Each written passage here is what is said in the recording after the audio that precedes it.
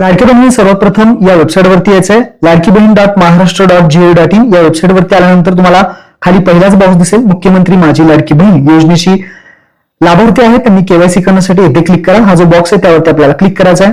Click केल्यानंतर तुम्हाला अशा पद्धतीने एक पेज ओपन होईल ज्यामध्ये लाभार्थी आधार क्रमांक विचारला जाईल.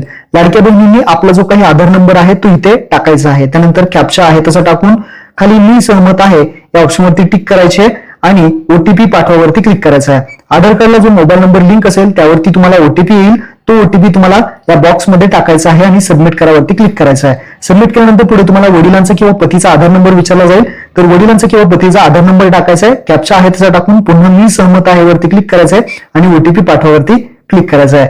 ओटीपी पाठवावरती क्लिक केल्यानंतर आधार कार्डला जो नंबर लिंक असेल तुमच्या वडिलांच्या किंवा पतीच्या, त्यांच्या आधार कार्डला जो मोबाईल नंबर लिंक असेल त्यावरती ओटीपी जाईल आणि तो ओटीपी टाकून सबमिट करायचा आहे. जर तुम्ही सबमिट कराल तर इथे तुम्हाला आता पुढे पतीचे नाव वगैरे दाखवलं जाईल. त्यानंतर पुढे जात प्रवर्ग विचारायचा आहे तुम्हाला.